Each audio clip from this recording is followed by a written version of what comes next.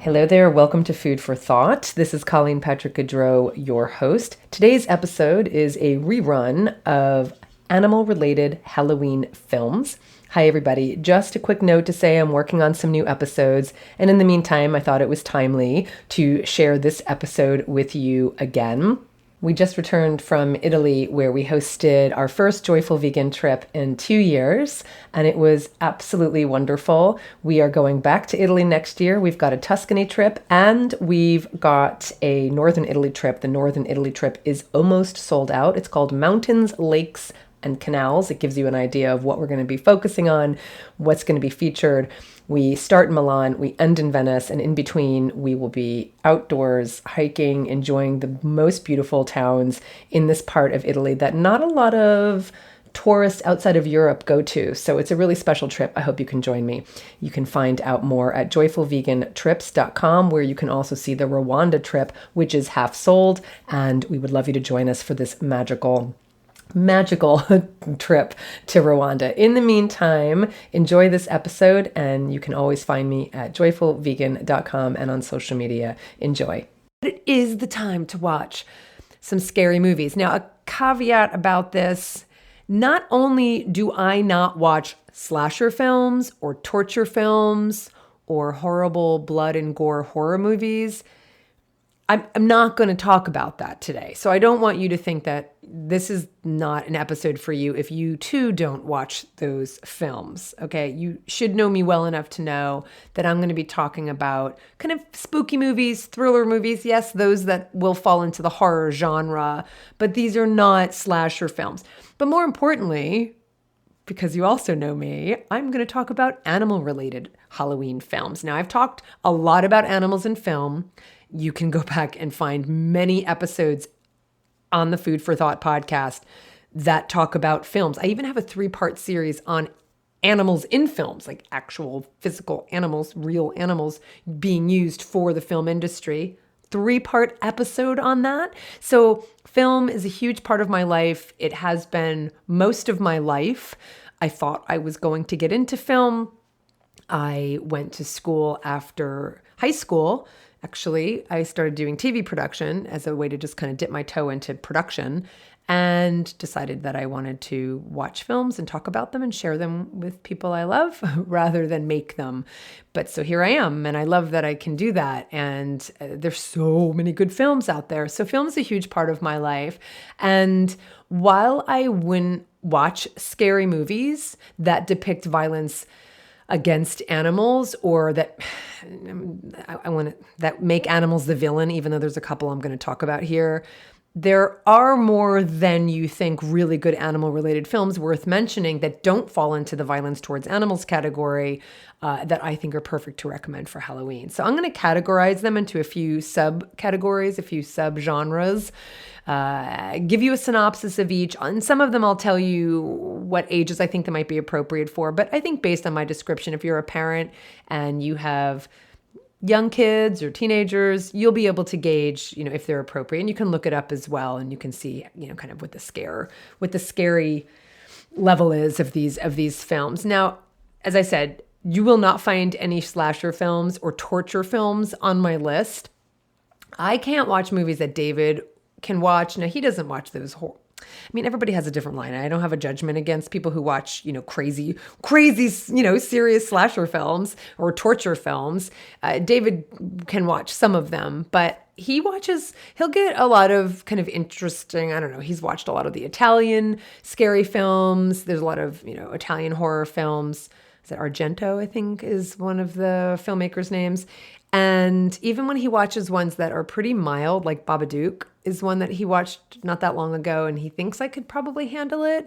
I can barely be in the house if he is watching a horror film. And again, he doesn't do this very often because we mostly watch films together. But there are times when I'm out with, I used to be out with a friend, or if I'm doing something else, he will put in, a horror movie, and he'll have to put his headphones on because I cannot even listen to the soundscape. I can't. There's been times I've walked down on him watching a horror film, and just the image that is on the screen, it stays with me. I have a very visual memory and a very visual mind, so it just imprints on my brain, and I can't like I won't sleep. It's not good. Now, I don't want to make it sound like I only watch Walt Disney films. Like I can and do watch films and TV series that contain violence. I watch a lot and love like murder mysteries and film noir, and I watch a lot of war films, suspense films, detective films, police procedurals, those kinds of films. I don't shy away from films that have violence or cruelty in them, whether it's toward humans or non-human animals as a theme for the film. But I don't like films with gratuitous violence. I don't watch films that have gratuitous violence. And there's a difference. I can watch films about violence or that contain violence because I think it's one way to understand who we are and how violence impacts us and others. But I have a line. And it's interesting because for years I talked about to David, like there's some films I can watch that have violence in them and some I can't. And for a long time, I couldn't find the words to articulate what that line is. And then it came to me. I can watch or read, this also goes for novels, right? Or even nonfiction. I can watch darkness as long as there's light. But if there's a story, whether it's a book or a film, whatever, a play, where there's darkness and only darkness, I can't stomach it. If there's no redemption, it's just gratuitous violence. If there's not a way for the characters or the viewers to experience some kind of transcendence, I can't watch it. That's the difference for me. That's the line. I don't know if that resonates with you, but that's what it became for me. So as long as there's some kind of light, some kind of redemption at the end, then I can watch the darkness because that light, that play between the two, I think characterizes or explains some of, or at least examines and asks questions about who we are as human beings. And I'm interested in that. But there are movies I won't watch and I can't watch.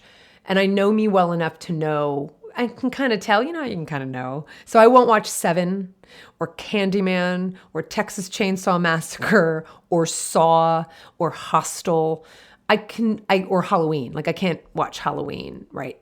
They just wreck me. They wreck me. And I remember when I was in late middle school, I must have been about 11. A friend from school invited me to come over to her house for a birthday party. I remember this so vividly, like it was yesterday. And I was really excited to go to her house for this birthday party because I was new in the school and new in the town and making friends at that age. I was like 11, like I said, yeah. It's really hard. It's really hard. And so she told me it was a sleepover, optional, that if I wanted to sleep over, I could also sleep over. And I was so excited because I really wanted to be part of this group and I wanted to just make friends. And I really liked the girls that were going to be there. And then she told me that we were going to be watching a horror movie. And I wasn't thrilled. And I think she even said, I think I really, this is how vivid it is. I kind of remember her saying, we're barely going to be watching it. We're going to be playing and doing this and that. Don't worry, but we're going to watch a horror movie. That's on the docket. And it's funny. I was thinking this after I was going to bed last night. I was thinking that would have been I'm going to date myself. That would have been about 1981. I guess there were VHS tapes then? I know this sounds really silly. I can't remember. I guess by then we already had VHS, right? I'm sure we did. We did. I'm certain. I have to go look. Because to have a birthday party at that age, when I was young, when I was 10 or 11, where we're watching a movie, unless it was, one of these movies where we know it's going to be on at 8 o'clock on this certain channel, and that's what we did. I don't know. I don't think so because she invited me back the next day. So I went. And I wasn't thrilled about the horror movie part. I was kind of bracing myself for it, but I went. And actually recently I looked up this particular friend. I have not spoken to her in decades because I lost touch with all these folks. I had moved to another town after this. And I looked her up recently. This was back in New Jersey, obviously. Looked her up. She lives 2 towns over from me now here in California. And I reached out to her on Facebook just to say hi. So that was kind of funny. So I had a good time. We all settled in, we started watching this movie, and it was horrible. It was awful. It was scary and brutal. And I remember it had Mary from Little House on the Prairie. I don't remember her name. I'll think of it. It was called Happy Birthday to Me. I don't know if you know this film. Slasher film, scary, just gory and bloody and scary and violent and cruel and awful. And so we were watching it and my stomach was in my throat. I was so scared. I had butterflies. It was terrible. I wanted to go home and see my mom. That's all I wanted, was to go home and see my mom. And so I can't remember if I made something up. I may have said I wasn't feeling well. I'm pretty sure that's what I did, because I was one of those kids who really tried to be brave when I was little and stay over at friends' houses. But in the end, I usually said I had a stomach ache and wanted to go home because I really missed my mom. So I'm sure one of her parents had to drive me home. That was probably annoying, but everyone was lovely about it. They drove me home. And I remember when I went home, and I have this really lovely memory of my mom just being really kind and really lovely, because I just wanted to crawl into bed with her. And I did. And I slept with her in her bed that night. And she knew how scared I was. And, she comforted me. And I remember telling her how scared I was, and it was awful. And then the next day, Mia called. This was my friend. Her name was Mia. And she called and she said that some of the girls were coming back that day to finish the movie, since some of us left before it ended. And did I want to come over? I actually asked my mom. I'm like, Mom, can I go? Because now it was daylight. Now it's light out. Now the memory of that horror was a little dissipated. And I said, Mom, I really want to go. Can I play? And she's like, no, absolutely no. You cannot go. You were horrified last night. And I'm like, yeah, okay, you're probably right. So that's what horror movies do to me. They just paralyze me. And I can't get those images out of my head. I still remember scenes from Happy Birthday to Me. And I remember the feeling I had. And that was, I'm going to date myself, 40 years ago.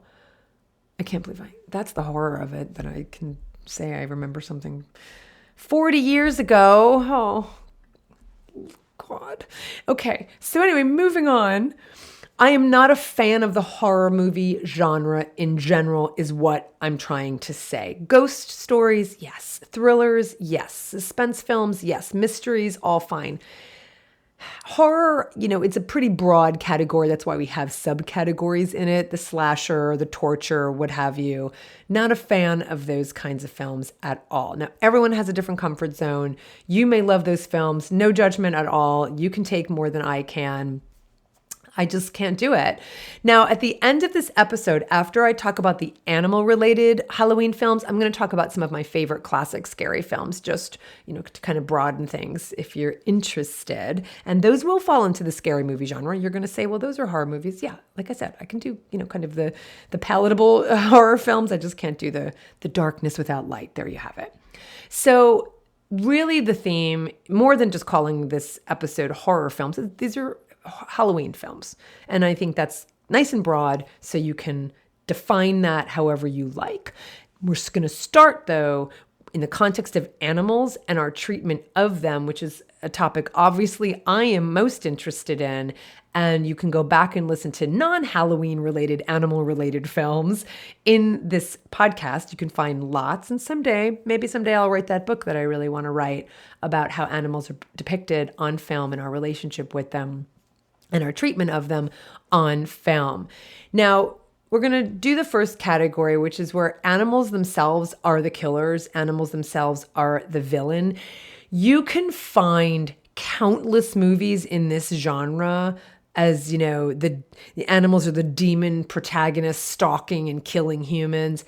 I am not going to go over too many of these. I'm going to go over the ones that I know and that I like and that I can recommend. But there are so many. Most of them are horrible. A lot of them are B movies. Nothing wrong with B movies. I watch B movies, but some of them are pretty bad. You're going to have to go assess for yourself which ones you want to watch. But some of them are pretty good. Some of these animals are the killer movie. And I guess I'd have to say that one of my guilty pleasures when it comes to one of these movies, when it comes to the movie that puts animals in the worst possible light and is probably one of the reasons this particular animal is still demonized, it's still one of the best movies ever made, and it's still a favorite of mine, and that's Jaws. Oh, now I'm talking about Jaws. I'm not talking about Jaws 2 or Jaws 3D or however many other sequels they did that messed up the, that's not the original Jaws. from 1975, directed by Steven Spielberg, starring Roy Scheider and Richard Dreyfuss and Robert Shaw, putting aside the terrible PR it gave to sharks. It is so brilliantly written, brilliantly filmed, except for that one.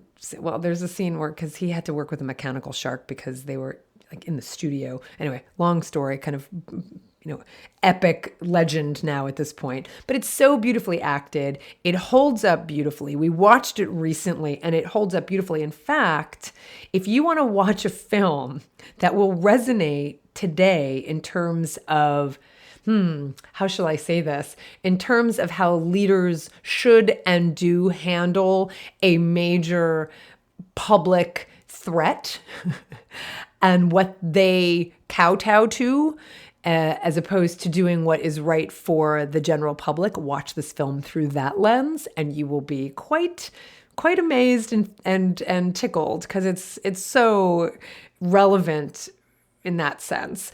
But in terms of just a good old scary, suspenseful film with a really good fear factor, it's fantastic. Best dialogue in this film. I could watch the scene where the three of them are on the boat telling stories, and when Robert Shaw's character tells the story of when he was in one of the boats during World War II that went down in the Pacific, and one by one men were being picked off by sharks because they were just bobbing in the water. The humans were waiting for a rescue boat, and they were there overnight. I think they were there a couple nights, and one by one men were being taken by sharks because that's what sharks do. And they are carnivores, and it's what's one of the most beautifully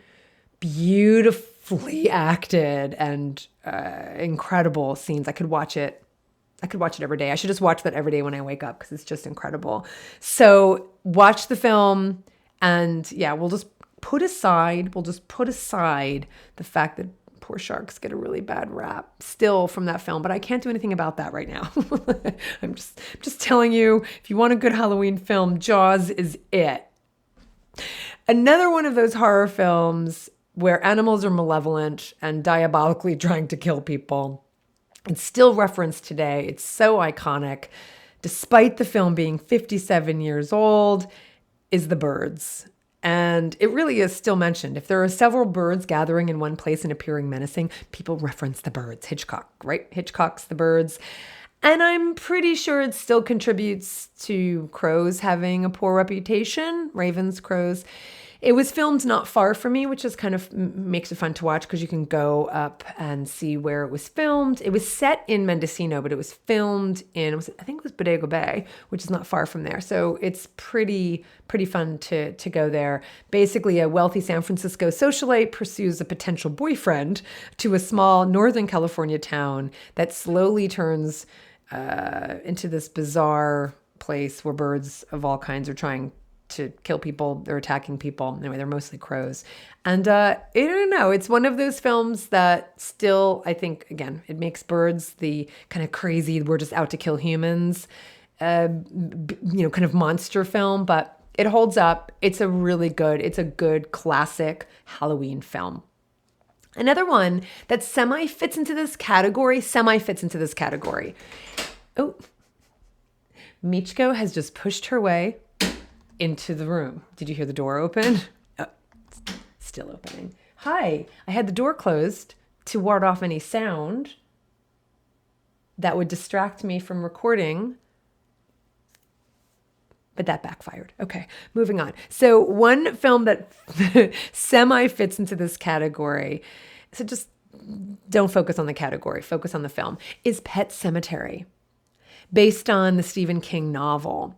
Stephen King himself said that of all the horror novels he wrote, this one scared him the most. Now, I remember, I'd never read the book, but I do remember seeing the 1989 movie when I was young, and I definitely thought it was scary. Now, I probably wouldn't watch it again, mostly because there are other films I want to watch, but I could probably watch it again, even though I remember being pretty scared. Why don't you watch it? Tell me what you think. I think there's a new adaptation in 2019. Can't speak for it, not going to see it. If you see it, again, let me know what you think. I can make sure it's on the blog post. But the 1989 film seems to hold up well from what I can see. One of the things David and I use when we're choosing films and the way we have a lot of our films categorized is using IMDb. We do use IMDb a lot. We've used it since its inception. And you can always tell if a film, especially a film that was made 20 years ago, even 10, but mostly 20 years ago and beyond, if they have a rating, usually of 7 or higher is what we would say, then it's really held up. If a film, that's been out in the last few years has a rating of a 9, just give it time. Just give it some time in the oven and we'll see how it plays out. Because of course, if a film is very popular, it's going to get more ratings. But really the true test of a good rating on IMDb is a film that's been out for a little time. Now 6.6, which is what Pet Sematary from 1989, the rating is for that film. That's kind of right on the edge of probably a little bit of a B movie, not terrible, obviously not stellar, but still right there on the cusp where it's probably pretty watchable still. The impetus for the horror part of the story is the death of a beloved family cat, who is then resurrected, but under dark circumstances. I will leave the rest for you to watch, or perhaps you've read it.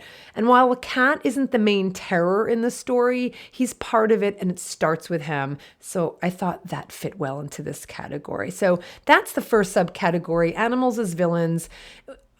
As I said, there are so many you can find, and I'm sure most of them are pretty bad. But Jaws, The Birds, Pet Sematary, I think they still hold up, especially Jaws, and I think they're perfect for Halloween. The next category is what goes around comes around. The human-animal violence parallels, right? So this category is about films and stories that make a connection between violence towards humans and violence towards animals. Silence of the Lambs is a good example of this. It's a very good movie. I think it's appropriate for Halloween, obviously. And while I don't want to give anything away, and I promise you don't see any animals in this film harmed at all. There is an allusion to animals being killed, an allusion, but you don't see it directly. And I think that's one of the things that makes a really good horror movie, just the mention of violence rather than the depiction of it, the explicit depiction of it. Our imaginations are capable of conjuring the absolute worst scenarios, so we don't have to have it shown to us. We can imagine it ourselves, right? Otherwise, it's a snuff film. Like where's the line? And I think the less you show, the more it just we are capable of conjuring the most horrific images in our own minds. So the animal related horror in this film is in the title itself, and I don't want to say anything because I don't want to ruin it because it is a big part of the story. But I will recommend this film. It was probably just on the edge for me in terms of what I'm able to watch. I'm sure I'd be able to handle it today. But there are images that have lingered for me from this film. But it's a great cast, good directing, and it's a film I think that really holds up. The next film in this category of what goes around comes around is a film that I will never watch, but I have to talk about. And that is Texas Chainsaw Massacre. If you paid me $1 million, I would not watch this film. I have seen clips. That's enough for me. Those of you who can handle it, it's worth mentioning this film in this subcategory because this has been called really the quintessential vegetarian-related horror movie, if you will, if that makes sense. So the director and writer, Tobe Hooper, was aware that in making this film, he was creating a parallel between the torture and slaughter of animals and the torture and slaughter of human beings. This is straight from Wikipedia. I'm just going to read you a little bit here because it'll just distill it. The Texas Chainsaw Massacre has been described as the ultimate pro-vegetarian film due to its animal rights themes. In a video essay, film critic Rob Ager, A-G-E-R, describes the irony in humans being slaughtered for meat, putting humans in the position of being slaughtered like farmed animals. You can watch, that's the end of that. That's the end of the quote. You can watch Rob Ager's short 3-minute video essay on YouTube. Now, again, I won't watch it because it will show you scenes from the movie, but you can watch it on YouTube And in this video essay, he argues that the movie shows the horrors of industrial agriculture by turning our world upside down, putting humans in the position of being slaughtered like farmed animals. The movie's killers used to run a slaughterhouse, and the means they used to slaughter their victims are the same as those used to slaughter cattle. So there's not a huge leap here, though I don't think a lot of critics have talked about it. I don't. I think it's kind of this niche of people who kind of look through this lens of animal rights and animal protection and vegetarianism and veganism who see it. But I don't know that Rob Ager is, but he sees it. And even the director, Tobe Hooper, said it a long time ago. He said it's a film about meat. And he said that he gave up meat while making the film. I'm sorry it didn't last, but he said, in a way, I thought the heart of the film was about meat. It's about the chain of life and killing sentient beings. He said in this quote, by the way, Tobe Hooper said that writer-director Guillermo del Toro, who we're going to talk about a little later on as well, became a vegetarian for a time after seeing the film. So we just need more films like this. We need more films to flood the consciousness of the public so that they see the connection and stay connected. Then you get them. So basically, we should hand a copy of The Joyful Vegan and the 30-Day Vegan Challenge outside of all of these films. I'm kind of not kidding. Because that is when you're so ripe after seeing a film like this, and then you need the thing that's just going to kind of turn it all over, right? So I won't see that film ever, but it has to be talked about in the context of today's topic. There's a new film in this franchise, because there's a whole franchise of the Texas Chainsaw Massacre films. I won't be seeing that either. I think it's coming out in 2021, but you might want to look out for it.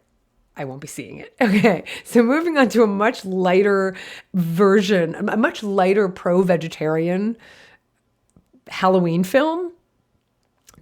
This might surprise you because you may not have ever heard of it. It's called Wallace and Gromit and the Curse of the Were-Rabbit. Okay.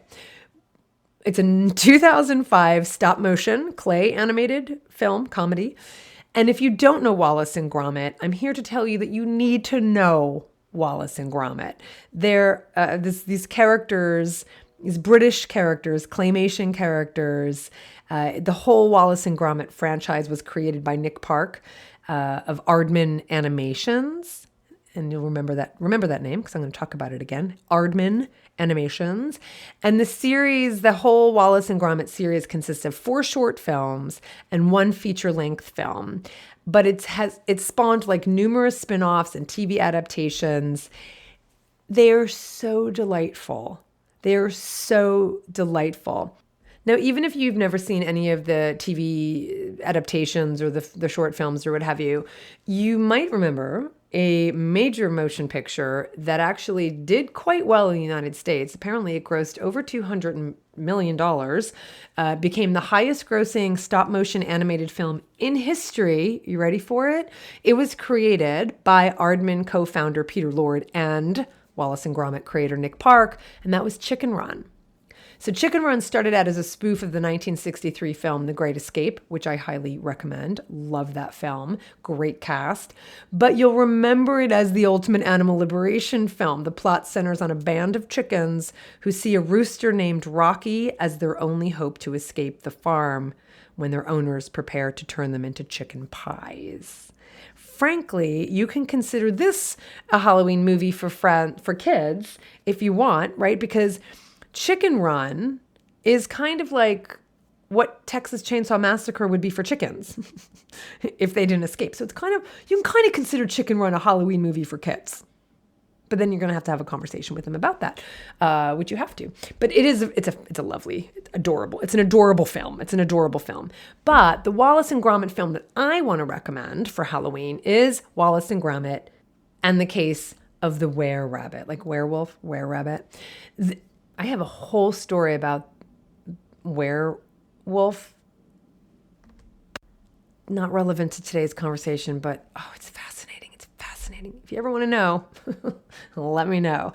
So it's Wallace and Gromit in the Case of the Were-Rabbit, and it was the second feature-length film by Aardman after Chicken Run.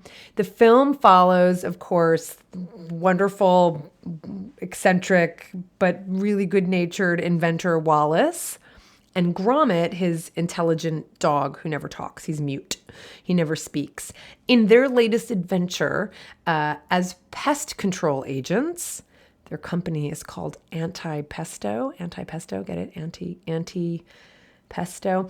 And they come to the rescue of a village plagued by rabbits before an annual vegetable competition. That's kind of a big thing in the UK. I don't know if that sounds as kind of cute and funny to those who don't get even just that, but like vegetable competition, it's a big thing in the UK. So that's the premise of the movie. It's the premise of the story. It's absolutely delightful. And I promise you, it has this. In fact, Nick Park referred to the film. Nick Park and his co-director, Steve Box, refer to the film as the world's first vegetarian horror film, which obviously I think Texas Chainsaw Massacre probably has those honors, but this is the one I can recommend you watch because it's not Texas Chainsaw Massacre. So if you want to watch the first vegetarian horror film, watch Wallace and Gromit and The Case of the Were-Rabbit. Okay, so on this theme still about our violence towards animals and how that violence towards animals affects us both psychically and socially is explored in a number of other really good films for Halloween. I want to recommend one, which maybe you've seen. It's called 28 Days Later. I saw it many years ago. It's where humans get a taste of their own medicine after research chimpanzees infected with rage. That's what they're infected with. They're infected with rage. This is the experiment. They're released from a laboratory and they cause an outbreak of this deadly and contagious virus, rage, in this movie in 28 Days Later. If you like zombie kind of apocalyptic films, this is perfect for you. I really, really loved this film. I probably watch this again.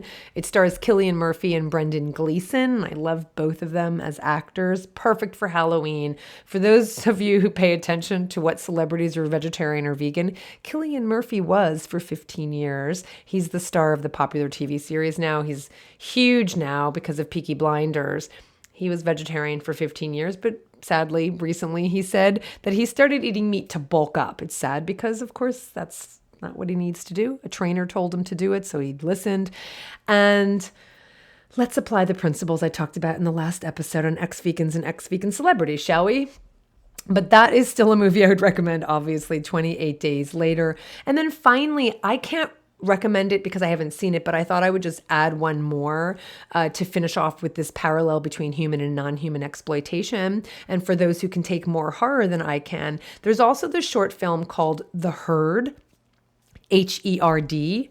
It's a short film. It was made in 2014, and it's about a number of kidnapped and trafficked women who find themselves imprisoned in a squalid medical facility, condemned to a life of enforced servitude at the whims of their captors for their milk.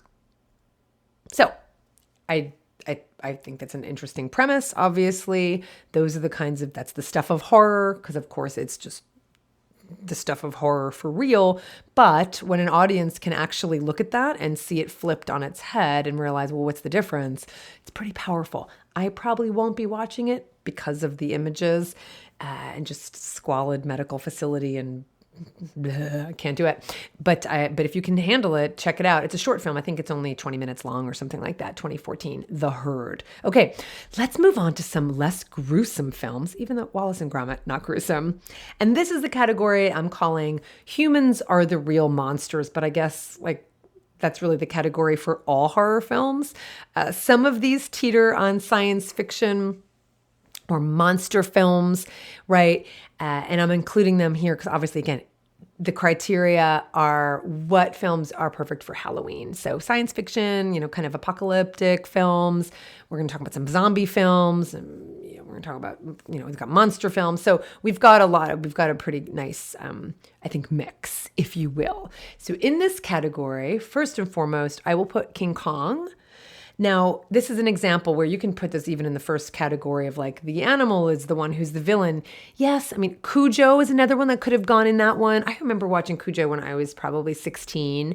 And of course, you feel so much sympathy for the dog. So Cujo is a story about this Saint Bernard who, it's really rabies that makes him act the way he does. And it's actually really well done. I think it's pretty scary because he is pretty frightening. But, and I don't know, luckily I think Saint Bernards didn't get a bad rap from the film. I think vicious dogs do. I mean, I think, right, that dogs are vicious is something that could come from that. But, it wasn't like a Doberman or a Rottweiler. And these are the kinds of animals I think get a really bad rap. Pit bulls, obviously. But St. Bernards, I don't think it really affected that breed. But it's a good film. So I'm going to put Cujo also in that category of films depicting the animals as the menacing, the perpetrator. And King Kong, I guess you could say that. So, some of these categories are loose, but I don't know. I mean, I'm putting it in it's really because of what humans did to them that make them lash out and kill. And King Kong is that movie. Now, there are several versions of King Kong. I think, frankly, all three versions that are the most popular are worth watching. So pick. There's the 1933 version with Fay Wray. It's just a classic. Just watch it.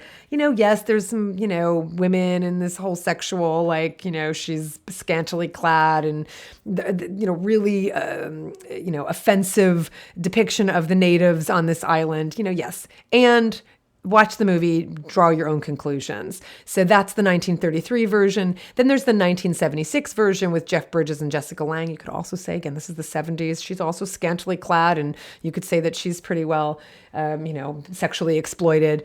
I love that film, though. I really love Jeff Bridges. I'll watch anything with Jeff Bridges. And I think Jessica Lange is just drips with sexuality, and that's partly what the film, that's part of the film. She's this actress, just like the main character in the 1933 film. And she is making this film where she's this scantily clad sexual character. And she plays that, obviously very well. But she's so fantastic. I just absolutely love her. And I still think that movie holds up. And you feel so much sympathy for the gorilla, for King Kong throughout it, and at the very end especially. I still cry at the end of that King Kong. And then you have, it's imperfect, but it's still kind of enjoyable, and you definitely feel tons of sympathy for the gorilla, is Peter Jackson's film, 2005.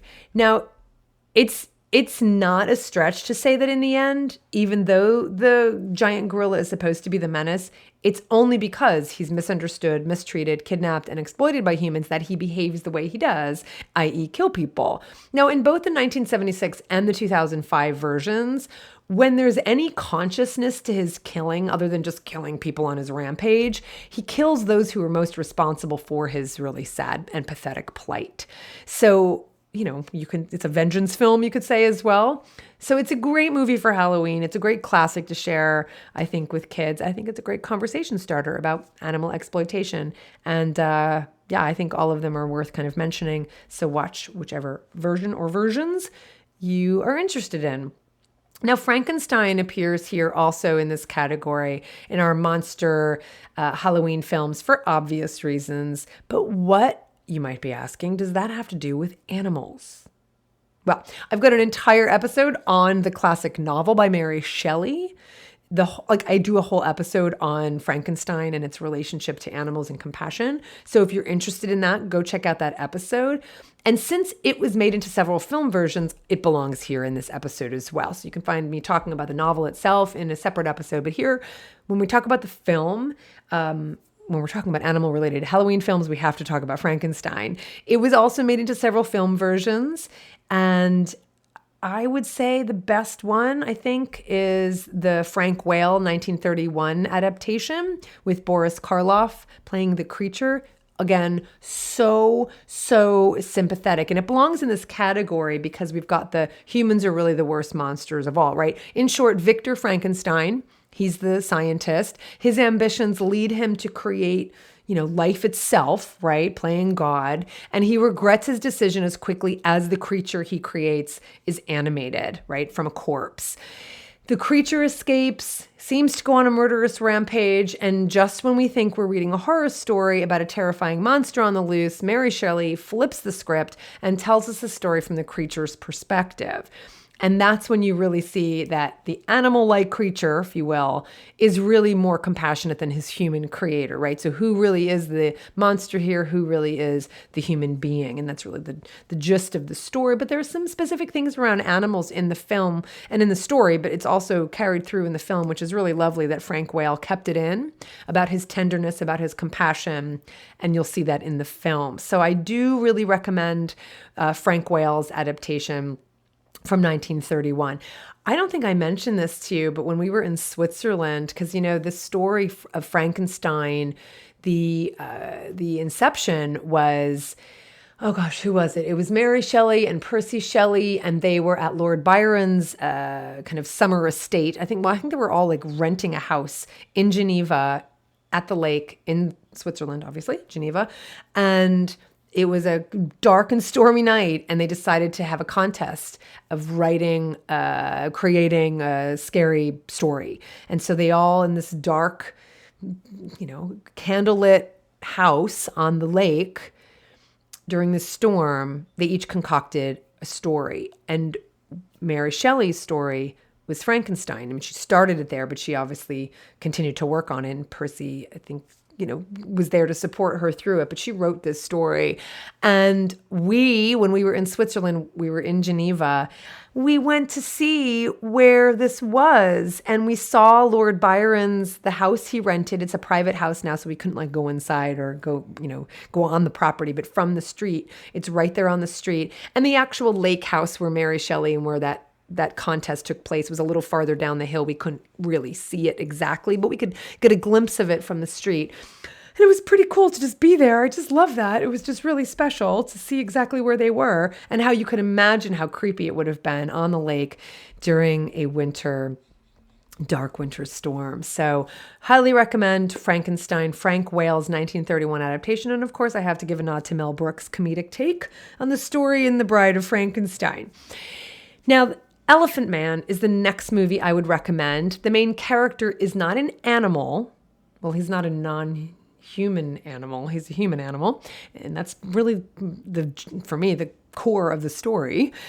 He doesn't change into an animal. He isn't part elephant, but he is looked at as an animal, as an other, right? Because he's so different. And truly the carnival aspects where he's put on display,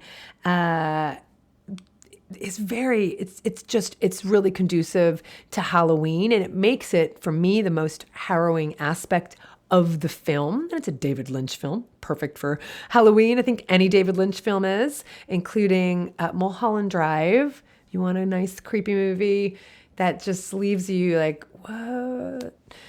It's Mulholland Drive, right? So David Lynch, anytime, or, Blue Velvet, any David Lynch film I think is perfect for Halloween, to be honest. So that to me is the most harrowing, is where he's put on as part of a freak show, like all the other animals who are put on as a freak show and kept in cages and just displayed to the public. So this is a movie I've loved for many years. I love it for its writing, for its acting, for its subject matter, for its stellar cast.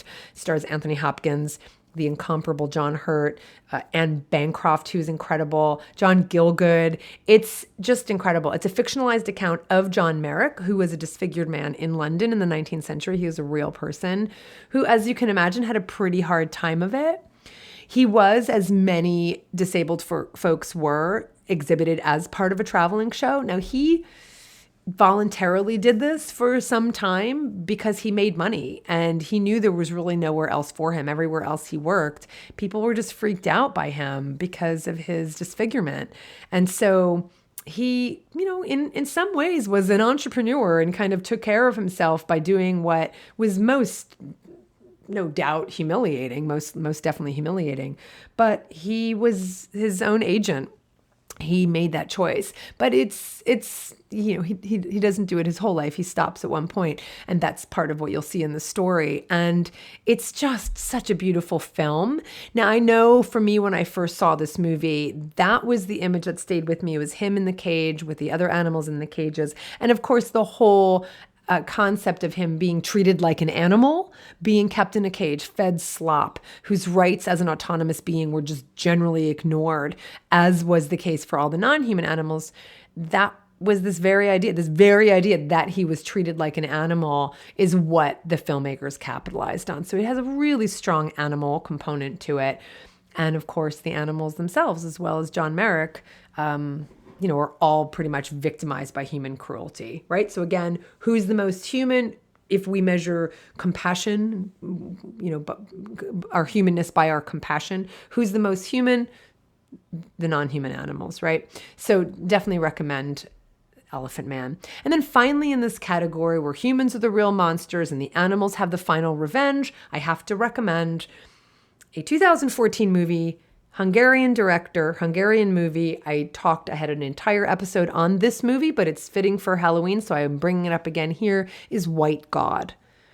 Now, White God melds several genres. There's realism in the film. It's got a science fiction aspect to it. It's got this apocalyptic texture.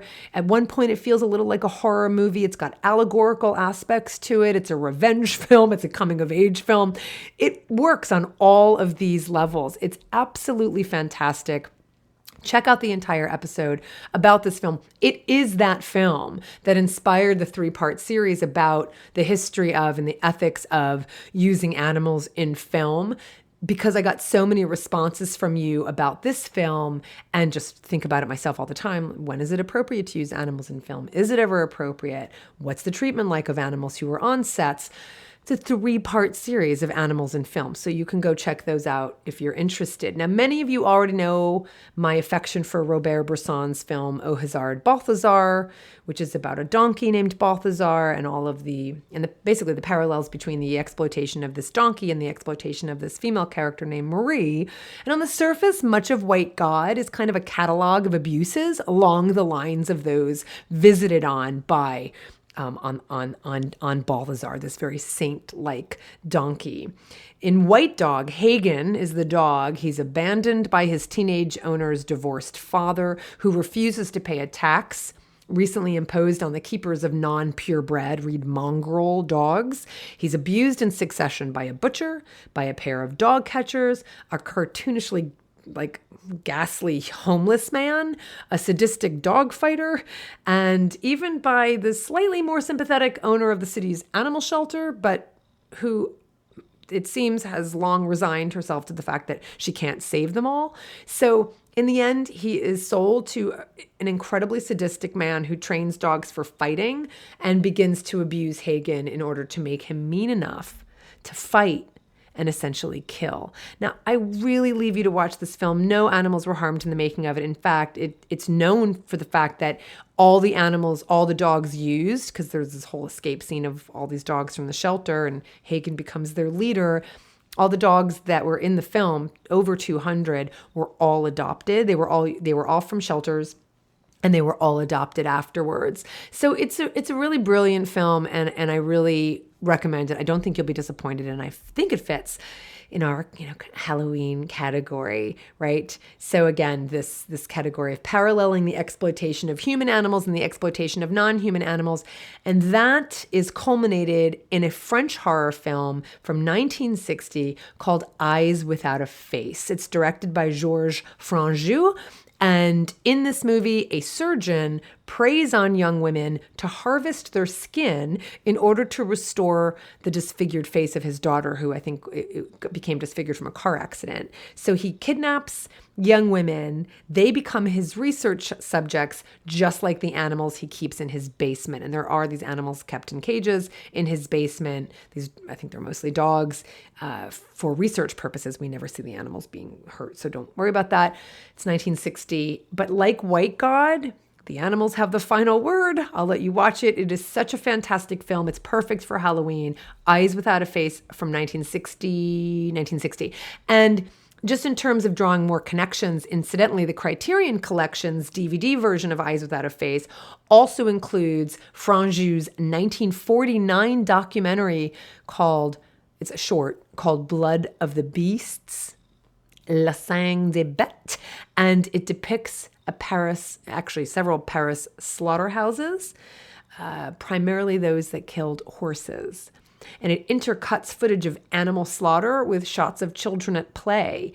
And it's incredibly disturbing. It's an incredibly disturbing peek into real life and everyday horror. So rather than being simply a film depicting the realities of animal slaughter, La Sang de Bête is a film about the ways in which humans can accept and institutionalize acts of almost surreal cruelty. One critic says, like, if it's appropriate for a man in a suit to pose next to the dismembered body of a horse and for workers to sing and whistle while slitting their throats, is it any surprise that humans can reach a point where they give each other shrunken heads as presents? So anyway, the point is, we desensitize ourselves. Read the first chapter of The Joyful Vegan if you want to know about willful blindness and desensitizing ourselves to violence. That's exactly what that is. And he depicts that beautifully in that short film. I have watched that film. As difficult as it is, I have watched that short film. Now, La Sang de Bête would also prove to be the inspiration for another French film, which is also definitely a horror film, borders on the animal-related horror film theme, and I think it works. I haven't watched it. If you are interested, it's called Carnet, from 1991, Gaspar Noé's Carnet. I don't know if that's how you pronounce it in French, but Carnet is how I would say it in Italian or Spanish. And it opens with the slaughtering of a horse, which, so again, I'm not interested. It actually, I think, is a real horse. I think they're in a slaughterhouse, so they film it. And it goes on to deal with the ways in which people are pushed into and then seek to justify acts of cruelty and violence. And so the main character is a French, well, obviously he's French. The main character is a butcher in a horse slaughterhouse. So I won't be watching it, but there you have it, another animal-related Halloween film.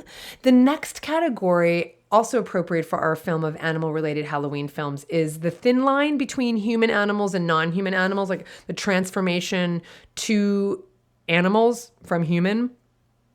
The theme of kind of blurring the lines between human and animal, where kind of animals are the embodiment on the other side of humans, right? So just that idea of transformation, this line between human and non-human animals. And of course, the first in this category, you know it, is The Fly. I've seen the original. Was that from the 30s, maybe 40s? I can't remember. But to this day, I still love David Cronenberg's version from 1986. It's so good. I haven't seen it in years, and I think I need to just revisit this for Halloween. Stars, of course, Jeff Goldblum, Gina Davis. It is so full of humanity and heart. I still cry at the end every time I've seen it. I mean, I haven't seen it in a while, but I probably have seen it 5 or 6 times. I used to watch it a lot when I was younger. Also more science fiction than horror, perfect for Halloween. There are some adult scenes, so I don't know if you're not comfortable with having your kids watch sex scenes. They're not terribly explicit, but they're sex scenes. Then maybe decide what age your kids you'd want them to see it. Maybe not under 15 if you're going to watch it with them. I don't know how that works. I don't have kids, but it's such a fantastic film. So The Fly is our first in that category of humans transforming into animals. And then the second, which I know sounds kind of weird, is Cat People. It's another movie where there's a fine line between animals and humans. I say it's weird suggestion just because it's kind of campy. There's 2 versions of it. There's a 1946 version by Jacques Tourneur, and one of his films is one of my favorite films. His film Out of the Past is one of my favorite film noir films, but he directed this movie, Cat People, in 1946, and it stars the incredible Simone Simon. Now, my husband doesn't talk about female actresses. He doesn't talk about females at all. I go gaga over, I will fall in love with, I don't know, could be an actor. Most of them are dead, who I'm like, I love watching these, right, it's old films I'm watching, they're dead, but I kind of fall in love with them, and I don't make any mistake about it. I don't hide it. I don't do this with real people. I don't walk around the street with my husband and be like, he's really hot. That's not what I do. It's more of actors on screen, or there's one person I do this for real, but I don't pass him in the street, and that's Nick Cave, because he knows I'm in love with Nick Cave. So he's a real person. but there's no threat.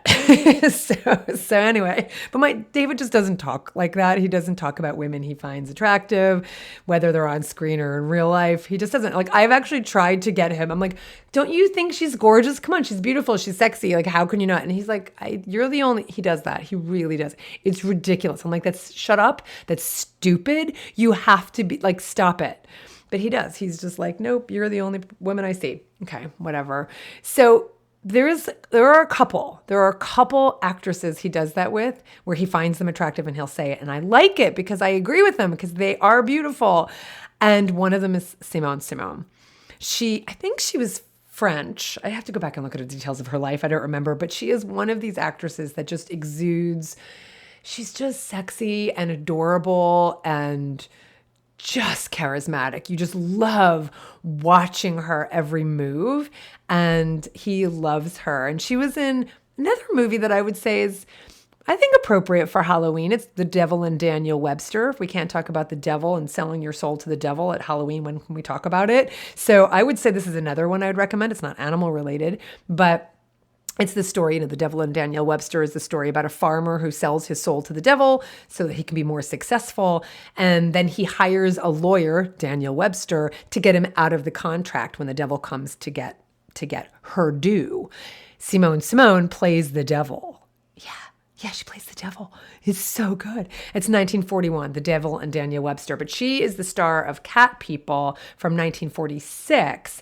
And it's about an American man who marries a Serbian immigrant, and that's Simone, who fears she will turn into the cat person of her homeland's fables if they're intimate together, so if they have sex. So there's a lot of kind of like underlying sexual innuendos in this film.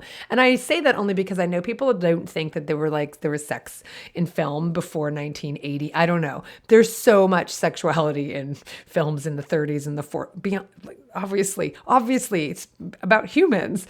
So you've got a lot of that in the 1946 film. And that's the premise, is that she's afraid if they have sex, that she's going to turn into one of these cat people. So because Tournear made this film with his cinematographer that he made other like black and white film noir films with, they just play with shadows and light. And it's just really beautifully shot. So it might be a little cheesy, campy for you. I think it holds up. I think it's really good. But if you want to watch a more contemporary version, which I think is actually inferior to the 1946 version. It is the version by Paul Schrader. That's Taxi Driver Paul Schrader from 1982. And that stars Natasha Kinski and Malcolm McDowell. It's not horrible. It's a little more sexually charged. It's the 80s after all. But it's watchable. I actually think if you want a little bit of an 80s kind of horror film that has an animal theme, I'd recommend Cat People, Natasha Kinski. She's actually also one of those women I think really just exudes, just so much sensuality, and it just kind of drips off the screen. And we'll talk about her father in a little bit as well. The final film, oh no, it's not the final film in this category. Two more in this category. One is Pan's Labyrinth, directed by Guillermo del Toro. When I saw this film, I think the fantasy aspects of the film are much better than the reality or the realistic aspects of the film, or the realism aspects, I should say, because I think those are really, unfortunately, very two-dimensional.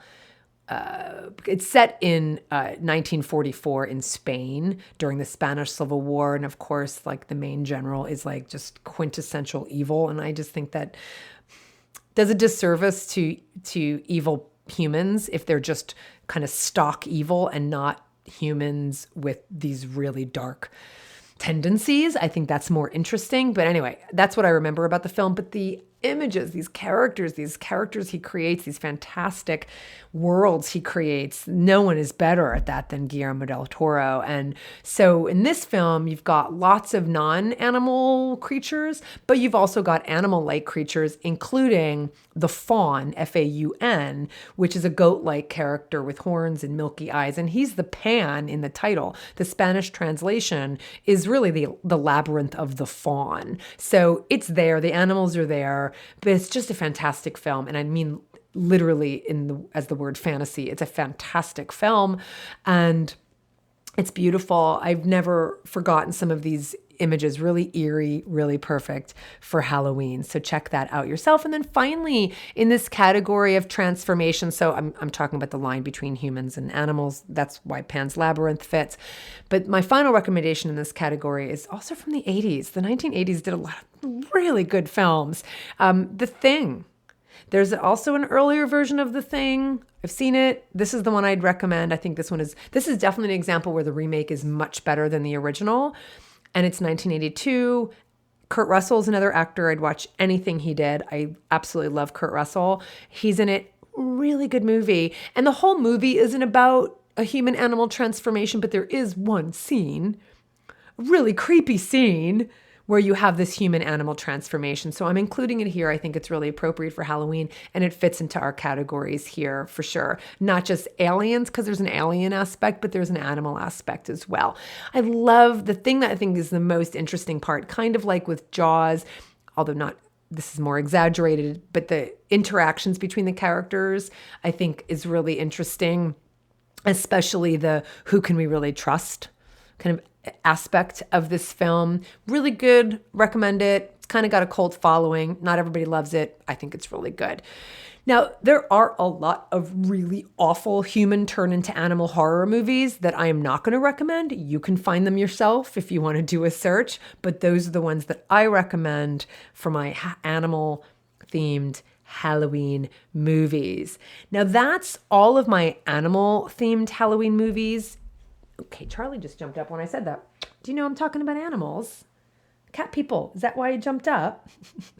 So you can end here if that's all you came for. But I'm going to add as a bonus just a few more movies that are not animal related, but that are some of my favorite good old-fashioned scary movies perfect for Halloween. So I wonder if some of them have animal. I'm always looking through that lens.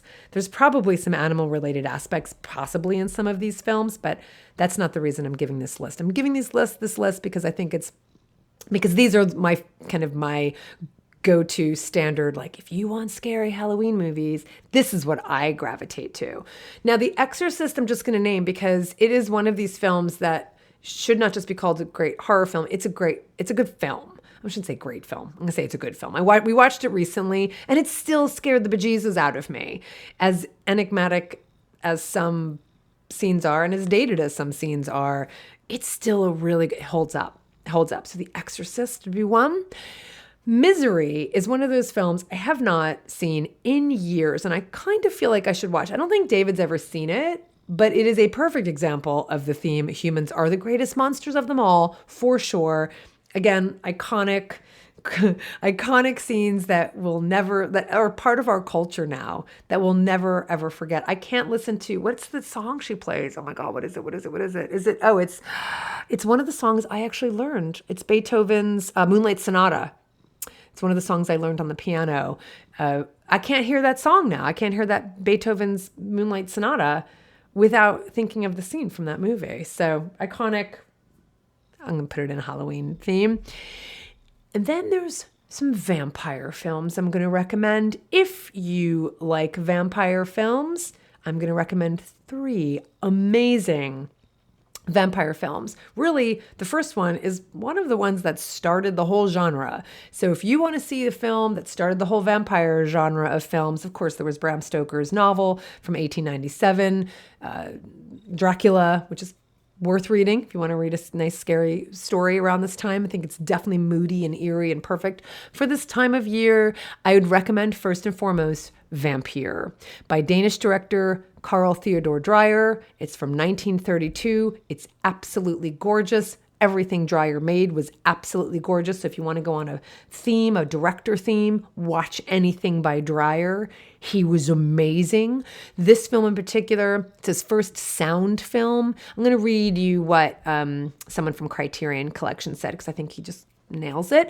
With Vampire, Danish filmmaker Carl Theodor Dreyer channeled his genius for creating mesmerizing atmosphere and austere, unsettling imagery into the horror genre.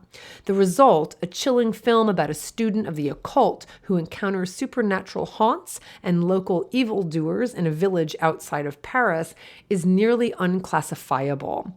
A host of stunning camera and editing tricks and densely layered sounds create a mood of dreamlike terror. With its roiling fogs, ominous scythes, and foreboding echoes, Vampire is one of cinema's great nightmares. So if you're a fan of the vampire genre, you have Vampire to thank. It was only the third major film and the second talkie to feature what would become the well-known vampire of popular culture. And one of the others was Todd Browning's 1931 Dracula starring Bela Lugosi. Next is Nosferatu. F.W. Murnau, 1922. Also adapted from Bram Stoker's 1897 novel Dracula, Murnau was a German director. He came to the United States like so many German directors who brought their expressionist style with them. Love German expressionist film. If you're interested in that style, you will love Murnau's 1922 Nosferatu. And then I am not opposed to remakes because some of them are not bad, and some of them are even better than the original. Nosferatu the Vampire, not better than the original, I wouldn't say, but it is an homage to the original. It's by Werner Herzog. He made this in 1979. Klaus Kinski is the star. I think it was the second movie he did with Klaus Kinski, and he would go on to make many films with Klaus Kinski. Klaus Kinski was Natasha Kinski's father, and Isabella Gianni is also, and she was one of the, she's just gorgeous. She's just beautiful. She stars in this with him. It's set primarily in 19th century Wismar, Germany and Transylvania. Highly recommend it. Very stylistic, an homage to Murnau's Nosferatu. And then finally, I'm going to mention a camp vampire film. I'm sure you have your own. Mine was Fright Night from the 1980s. I watched that film so many times when I was a teenager. Totally campy and wonderful, and I bet I would still love it to this day. So that's my favorite vampire film. Well, campy vampire film, because my favorites are Nosferatu, Nosferatu the Vampire, and Vampire. Another kind of go-to scary film for me is Deliverance. We also watched that recently. Obviously, if you're, if you're in my age, the basic kid playing a banjo, kind of weird, and something unsavory happens involving a guy squealing like a pig. Like it's still really gripping. It's still really fantastic. Jon Voight is another actor I'd watch anything with. Burt Reynolds is fantastic. Ned Beatty, fantastic. Highly recommend it. We watched it recently. I had trouble sleeping that night. Yeah, it still holds up. It's amazing. Another one of my favorite directors is Henri-Georges Clouzot. And his movies from the 50s, they're just absolutely gorgeous. Les Corbeaux is one, which means the raven, I think, but it has nothing to do with birds. And Wages of Fear, OMG. But his quintessential thriller, which you may have heard of, I think there was also a remake. Don't even bother. Watch the 1955 Diabolique. It's like old school fear, one very big shock out of a twisty menage murder. And there's a headmistress, a wife, and his mistress. Watch it. It's so good. There's the possibility of some supernatural. It's perfect for Halloween. Honestly, it's fantastic. Diabolique means the devils. Another one I'd recommend for Halloween, not animal related, but wow, is Let the Right One In. I actually should include this, I guess kind of in our vampire, but not. I guess it's a vampire movie. I should have included this in our vampire category. Swedish vampire movie called Let the Right One In. And like in our movies where we're sympathizing with the killer, i.e. the animal, in this case, we sympathize with the main character who's a little girl watch it. I don't want to say anything else. It's incredible. Let the Right One In. And what else do I want to say? Shining. It's a classic, still a classic Halloween film. The Haunting is a 1963 film. I think people are now aware of The Haunting because The Haunting of Hill House, which is a short story by Shirley Jackson. I love Shirley Jackson's, actually it was a novel. I love her short stories. I love her novels. It was adapted into a film in 1963. It's a British film starring Julie Harris and Claire Bloom. Russ Tamblyn, if you know Russ Tamblyn, who's fantastic. If you know Seven Brides of Seven Brothers and West Side Story, he was an amazing acrobatic dancer. Anyway, he's in it. And it's about a small group of people invited by a paranormal investigator to investigate a purportedly haunted house. I think it's been made into a series. I haven't watched the series. Maybe it's good. I don't know. Let me know. But The Haunting, the 1963 film, love it. Another campy film I want to recommend is The Bad Seed. It was also remade in the 80s, I think, with like Drew Barrymore. Don't bother. Watch the 1956 psychological horror thriller film. It's melodramatic. You will never hear the word Rhoda again without saying Rhoda, like the way the mom says. You have to watch this film. It's totally campy. It's so worth it. It's so fantastic. Settle in for camp, but it's just worth it. Okay, The Bad Seed.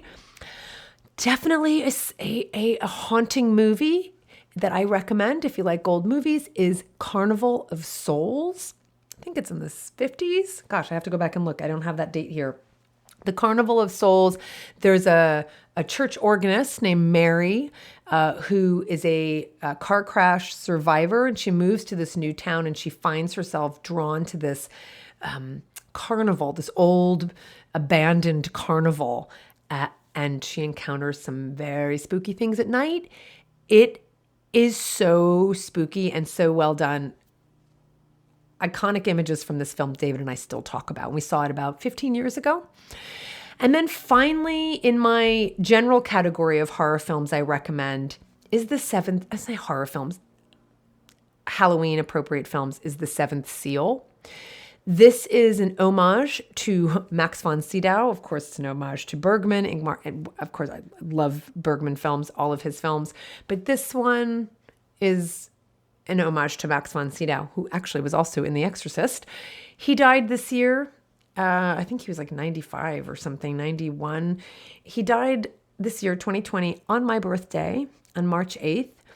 And of course, it's this classic, incredible 1957 Swedish historical fantasy film. It's set in Sweden during the Black Death. So seems kind of appropriate to watch this now. Tells the story of the journey of a medieval knight, Max von Sydow, and a game of chess he plays with the personification of death, who has come to take his life. So if you can't have a movie about death personified in a podcast about Halloween appropriate movies, I don't know what else to say.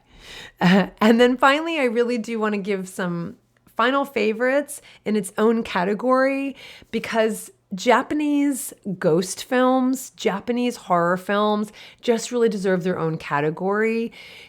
Nobody does ghost films like the Japanese, honestly. They're just so moody and ethereal and scary. Now, Ring or Ringu was one that made its way to the West. People really know that movie, but then there was a Ring, an American version, a remake. Watch the Japanese version. Ringu, watch the Japanese version. Just so incredible. Now, some of you may have seen some Japanese horror films. It's kind of its own genre, Japanese horror films.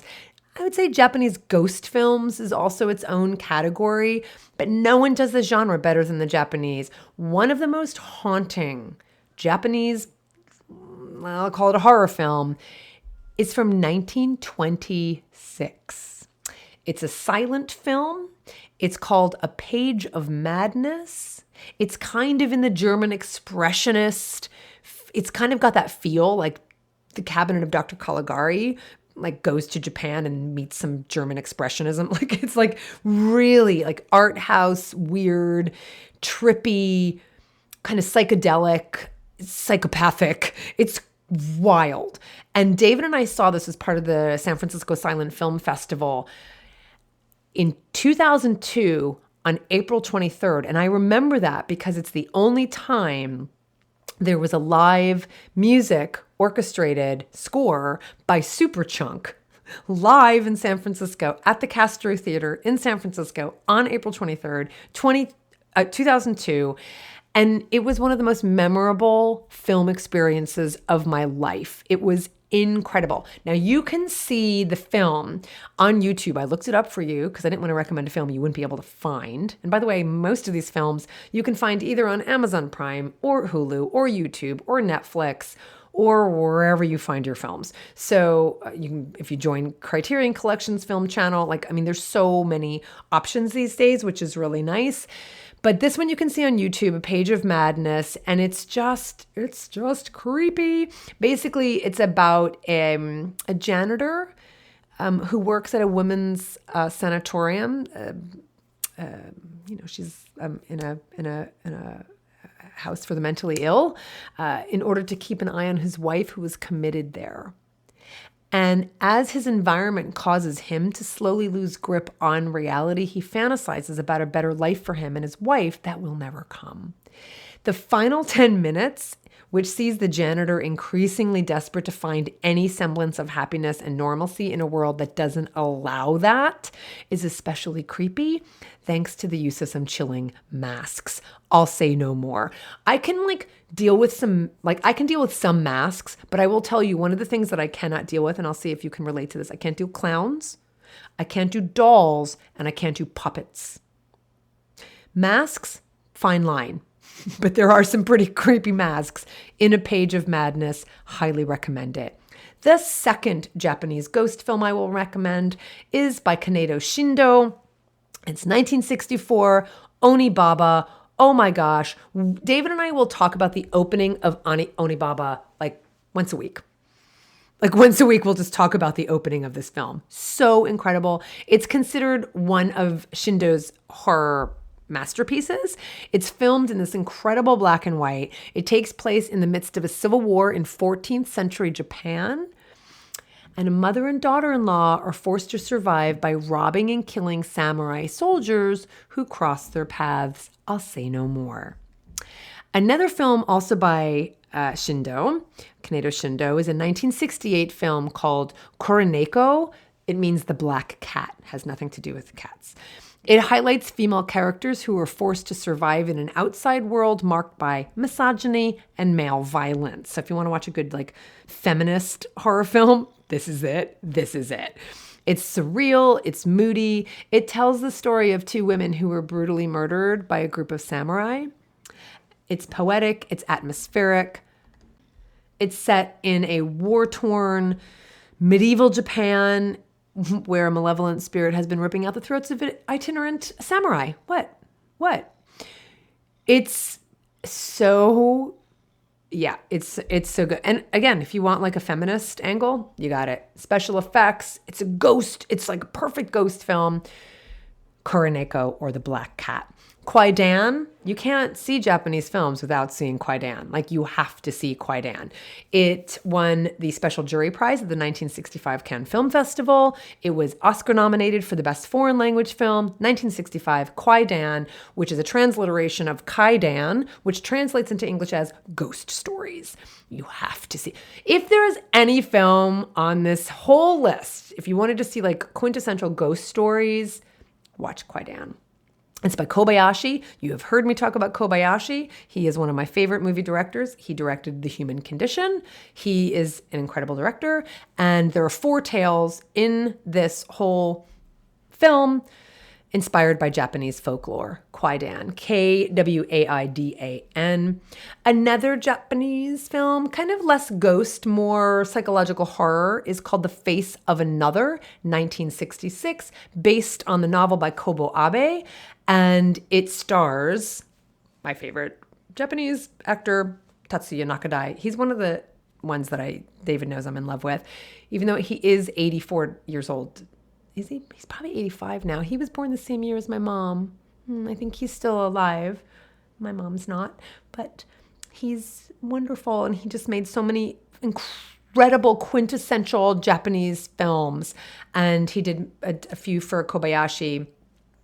He stars in The Human Condition. So watch The Human Condition, watch The Face of Another, watch Kwaidan, which is by Kobayashi. The Face of Another is about this, let's see, it's about a man who receives a face mask from a renowned plastic surgeon, but his new facial identity takes a toll on his mental health. So he was in an accident. And he was there's like an industrial accident. So he needs a new face. So he gets this reconstruction with this mask. Anyway, it is, it's really surreal and it's really good. And it kind of has, it actually has kind of a feel of like Frankenstein and also Eyes Without a Face. So you can watch all of those together as part of its own theme.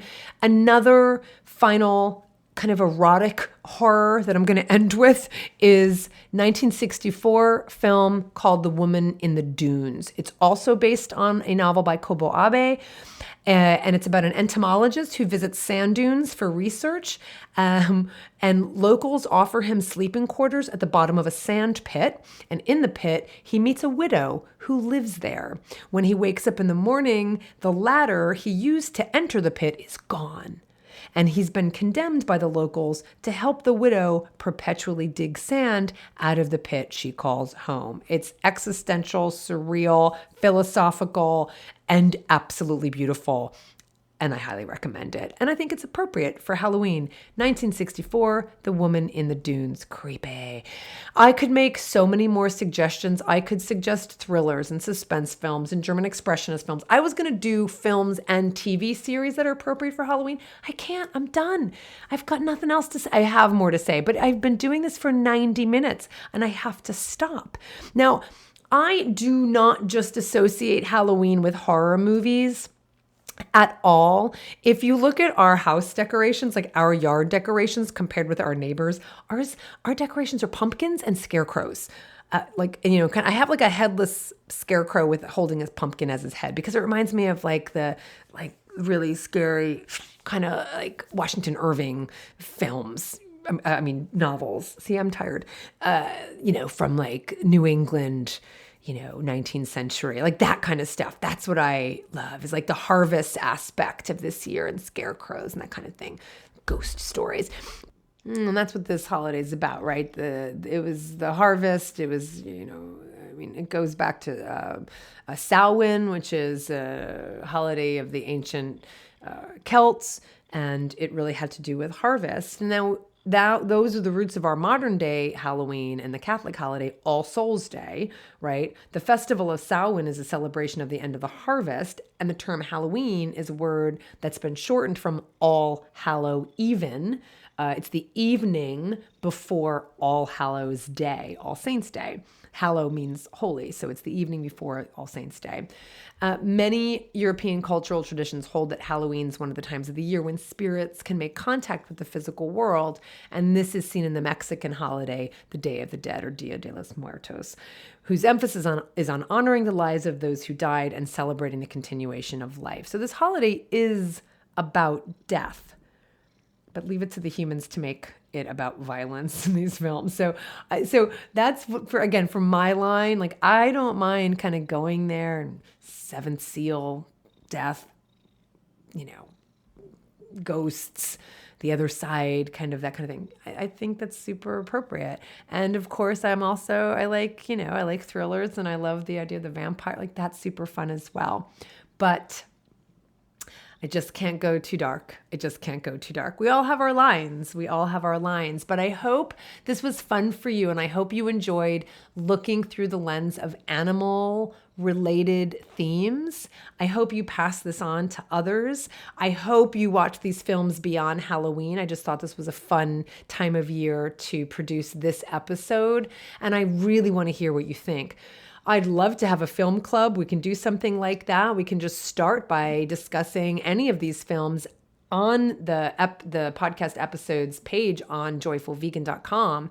So go over there, and if you want to start discussing the films, let's have at it. I mean, I'm super, super excited about that. We could have an animal-related film club. It's something I've been talking about for a long time, but that's all I have right now. I think that's plenty to hold you for quite some time. Do share the blog post when I get that up. When I say blog post, I mean it's going to be the episode's post up on the website. That's going to take me a little longer to get up. But in the meantime, I hope you enjoyed this. Have a wonderful Halloween. Have a safe holiday. And let me know what you think about this episode. I'm super excited to hear from you. For the Animals, this is Colleen Patrick-Goudreau. Thanks for listening. And Charlie thanks you too. I don't know if you can hear Charlie, but he's purring right now. Charlie.